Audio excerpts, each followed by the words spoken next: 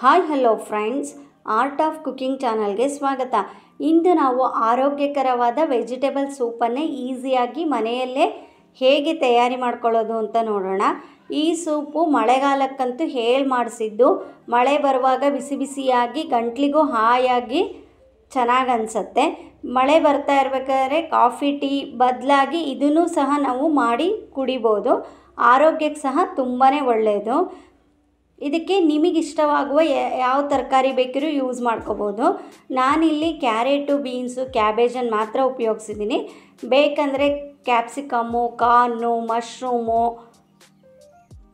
Cauliflower, ಈರುಳ್ಳಿ ಇದೆಲ್ಲವನ್ನು ಸಹ ಉಪಯೋಗಿಸ್ಕೋಬೋದು. ತರಕಾರಿಗಳಿಗೇನು ಮೆಜರ್ಮೆಂಟ್ ಇಲ್ಲ. ನಿಮಗೆ ಯಾವೆಲ್ಲ ತರಕಾರಿಗಳು ಇಷ್ಟ ಆಗುತ್ತೋ ಅದನ್ನು ಹೆಚ್ಚು ಪ್ರಮಾಣದಲ್ಲಿ ಸಹ ಹಾಕ್ಕೋಬೋದು.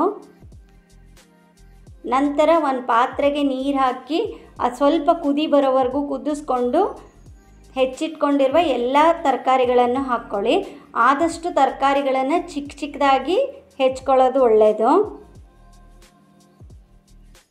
ಈ ಎಲ್ಲ ತರಕಾರಿಗಳು ಒಂದೇ ಟೈಮಲ್ಲಿ ಬೇಯೋದ್ರಿಂದ ನಾನು ಒಟ್ಟಿಗೆ ಕುದಿಯೋ ನೀರಲ್ಲಿ ಹಾಕಿ ಬೇಯಿಸ್ಕೊಂಡಿದ್ದೀನಿ. ಇದನ್ನು ಬೆಣ್ಣೆಯಲ್ಲಿ ಸಹ ಒಂದು ಸರಿ ಬೇಕಿದ್ರೆ ತರಕಾರಿಗಳನ್ನು ಫ್ರೈ ಮಾಡಿ ಮಿಕ್ಸ್ ಮಾಡ್ಕೋಬೋದು. ಹಾಗೂ ಸಹ ಮಾಡಿದರೂ ಟೇಸ್ಟ್ ಚೆನ್ನಾಗಿರುತ್ತೆ.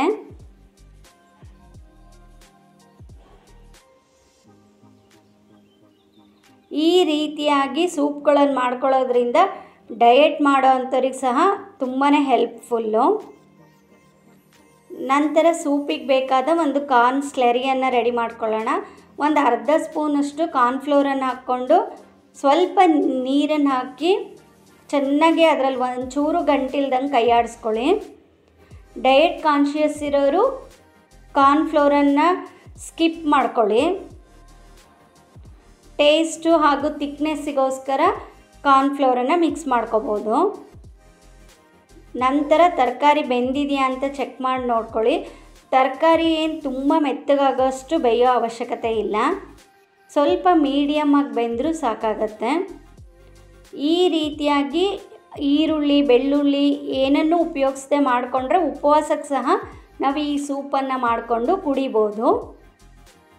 ನಂತರ ರುಚಿಗೆ ತಕ್ಕಷ್ಟು ಉಪ್ಪನ್ನು ಹಾಕ್ಕೊಂಡು ಒಂದು 2 ನಿಮಿಷಗಳ ಕಾಲ ಇದನ್ನು ಕುದಿಸ್ಕೊಳ್ಳಿ. ಈ ರೀತಿಯಾಗಿ ಸೂಪ್ಗಳನ್ನು ಮಾಡಿಕೊಡೋದ್ರಿಂದ ಮಕ್ಕಳಿಗೂ ತುಂಬಾ ಒಳ್ಳೆಯದು. ತರಕಾರಿ ತಿನ್ನಲ್ಲ ಅನ್ನೋರು ಸಹ ಸೂಪಲ್ಲಾದರೆ ತರಕಾರಿ ತಿಂದೇ ತಿಂತಾರೆ.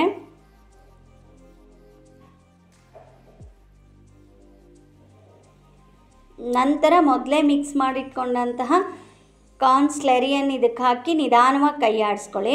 ಒಂದೇ ಸತಿಗೆ ಅಷ್ಟು ಪ್ರಮಾಣದ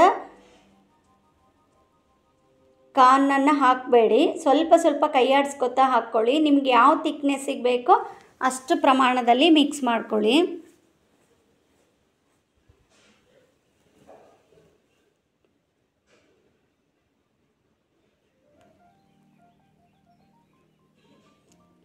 ನಂತರ ಸ್ವಲ್ಪ ಬೆಣ್ಣೆನೂ ಸಹ ಇದಕ್ಕೆ ಮಿಕ್ಸ್ ಮಾಡ್ಕೊಳ್ಳಿ.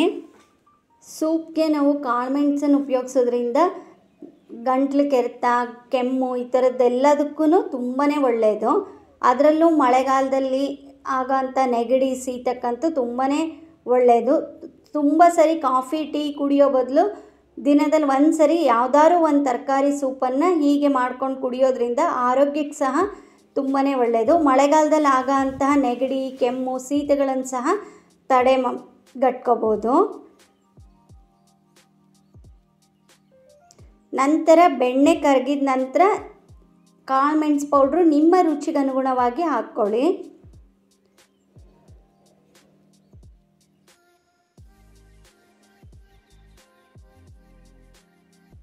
ಈ ಸೂಪಲ್ಲಿ ಕಾಳುಮೆಣಸು ಪೌಡ್ರ್ ಹಾಕೋದ್ರಿಂದನೇ ತುಂಬ ಟೇಸ್ಟ್ ಅನಿಸುತ್ತೆ. ನಂತರ ಸ್ವಲ್ಪ ಕೊತ್ತಂಬರಿ ಸೊಪ್ಪು, ಸ್ಟವ್ ಆರಿಸಿ ನಿಂಬೆ ರಸ ಹಾಕ್ಕೊಂಡ್ಬಿಟ್ರೆ ರುಚಿಯಾದ ಗಂಟ್ಲಿಗೆ ಹಾಯ್ ಅನಿಸುವಂತಹ ವೆಜಿಟೇಬಲ್ ಸೂಪು ರೆಡಿ ಆಗುತ್ತೆ. ನಿಂಬೆ ರಸದ ಬದಲಾಗಿ ವಿನೆಗರ್ ಸಹ ಯೂಸ್ ಮಾಡ್ಕೋಬೋದು. ನೀವು ಸಹ ಈ ರೆಸಿಪಿಯನ್ನು ಮಾಡಿ ಹೇಗಾಯಿತು ಅಂತ ನನಗೆ ಕಮೆಂಟ್ ಮಾಡಿ. ಆದಷ್ಟು ಇದನ್ನು ಬಿಸಿ ಬಿಸಿ ಇರುವಾಗಲೇ ಸರ್ವ್ ಮಾಡಿ. Thank you.